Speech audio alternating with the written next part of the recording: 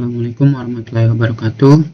Di sini saya akan menjelaskan untuk dasar sistem kontrol, khususnya pada sistem kendali temperatur dengan Autonix TK4S, T4RN, DA Keymaster.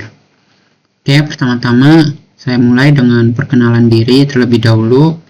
Nama saya Kakak Ramadan Prasya dengan NIM 044 dari kelas B dari kelompok 2.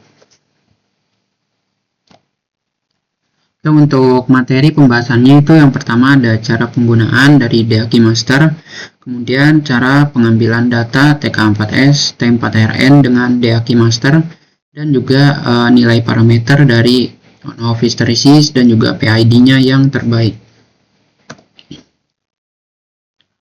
Untuk materi yang pertama yaitu cara penggunaan DA Keymaster.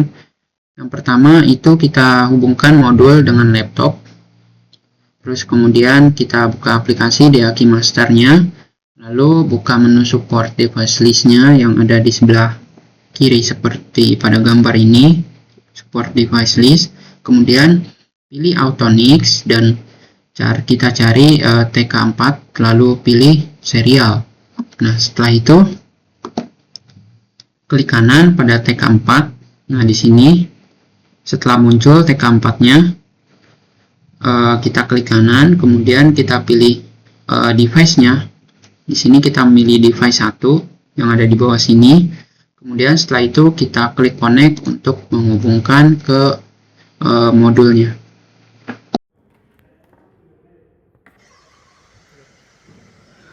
Oke, sebelum kita masuk ke dalam aplikasi DA Keymaster-nya, kita akan merangkai dulu untuk alatnya yaitu TK4S, T4RN. Kita hubungkan antara semua komponennya terlebih dahulu. Setelah semuanya terhubung, baru setelah itu kita akan sambungkan ke laptop, lalu kita bisa membuka aplikasi DA Keymaster-nya. Dan di sini saya akan menampilkan untuk cara dari penggunaan DA Keymaster, software DA Keymaster ini. Untuk penggunaannya itu pertama kita dapat memilih untuk menu yang support device list ini, kita pilih yang ini. Kemudian di sini kita memilih Autonix ini. Sebelumnya kan seperti ini, kita pilih Autonix. Kemudian kita cari TK4 karena saya menggunakan TK4 di sini. Kita klik yang General Purpose Temperature Controller ini. Kita klik 2 kali, setelah itu akan muncul seperti ini. Lalu kita klik serial yang ini, kemudian klik OK. Lalu kita tunggu. Nah, di sini akan muncul tampilan pada My System untuk TK4-nya yang telah kita pilih. Nah, langkah selanjutnya kita akan memilih device-nya. Di sini kita klik kanan pada TK4, lalu klik add yang ini. Kemudian kita memilih untuk device list-nya. Di sini kita pilih 1, kemudian klik tombol yang ini. Lalu kita klik OK. Maka dia sudah berubah tampilan untuk My System-nya seperti ini. Kemudian setelah itu kita dapat klik connect di sebelah sini untuk menghubungkan laptop dengan modul yang kita gunakan. Jadi seperti itu.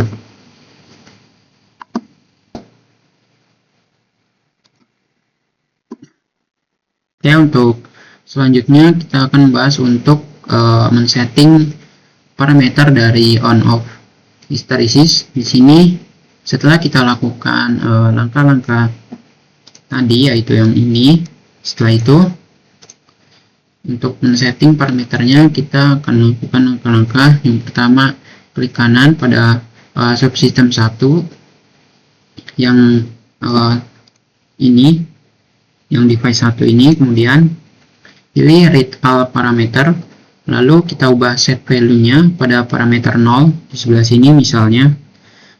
Di sini kita ubah menjadi 45 derajat misalnya.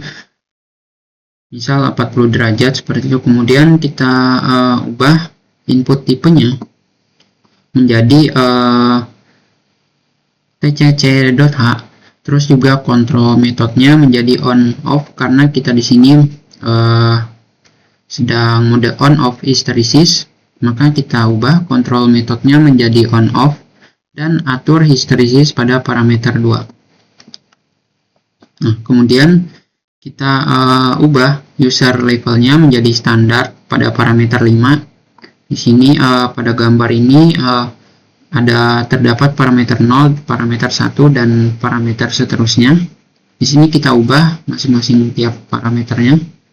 Terus kemudian pada IO list pilih TK4 dan double klik pada present value-nya sehingga muncul alamat COM dan tipe modul pada window DAQ list-nya.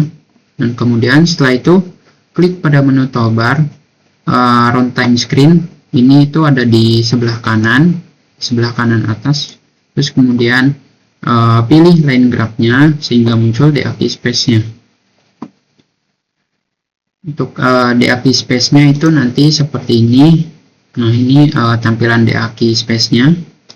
Kemudian drag COM TK4-nya tersebut pada subsistem dari standar tag ke bagian bawah DAQ space-nya.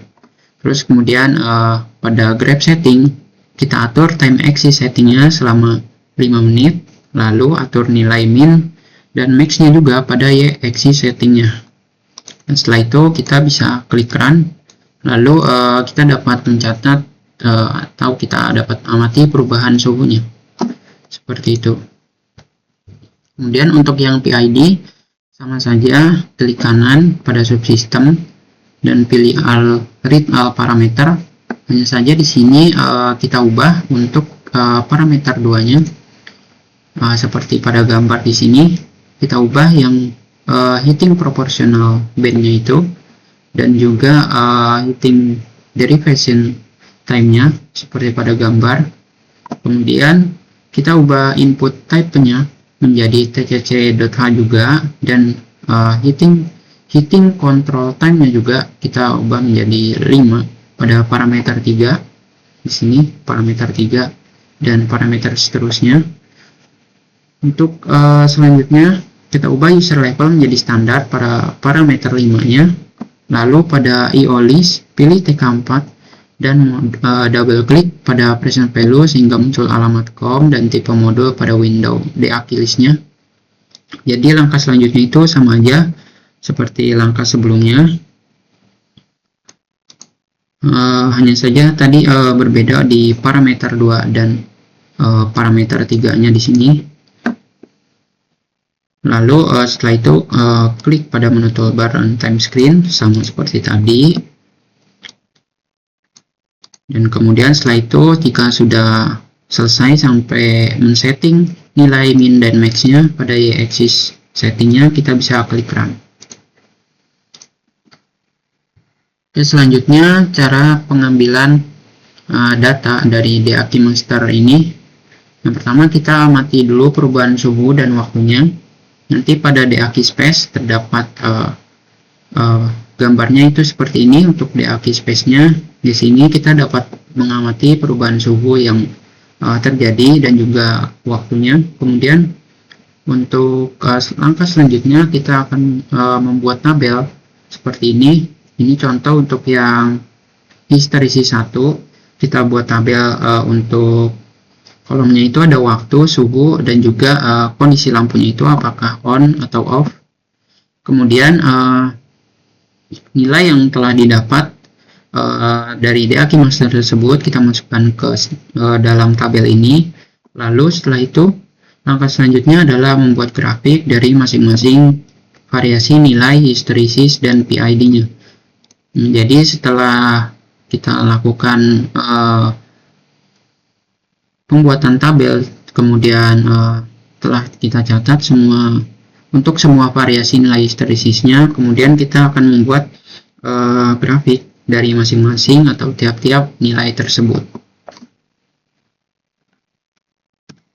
Kemudian ini untuk tampilan dari grafik histeresis pada percobaan yang telah dilakukan. Ini ada histeresis 1, kemudian histeresis 3, dan juga histeresis 5 pada suhu 50 derajat. Kemudian untuk selanjutnya kita akan membahas nilai parameter dari on-off hysteresis terlebih dahulu. Di sini pada hysteresis 5, kelebihannya itu dia jarang switching, dan kekurangannya itu terdapat fluktuasi suhu yang besar. Kemudian respon terhadap gangguan juga jadi lambat dan tidak stabil. Nah, untuk hysteresis 3 di sini kelebihannya yang pertama, respon masih cukup cepat dan juga stabil, dan untuk kekurangannya yaitu terdapat fluktuasi juga yang mulai terlihat. Kemudian akurasi terhadap set point juga menurun. Oke, kita lanjut. Nah, di sini nilai parameter berikutnya yaitu on-off pada hysteresis 1. Untuk kelebihannya yaitu responnya ini cepat untuk mencapai set point, dan kemudian suhunya juga stabil di sekitar set point, dan juga overshootnya ini kecil. Kemudian untuk kekurangannya itu mungkin konsumsi dayanya lebih sedikit boros daripada yang sebelumnya. Nah, jadi yang paling bagus secara performa kontrol yaitu adalah hysteresis 1, karena di sini responnya ini cukup cepat untuk mencapai set point dan juga suhunya stabil, dan juga untuk konsumsi dayanya di sini sedikit lebih boros. Jadi seperti itu.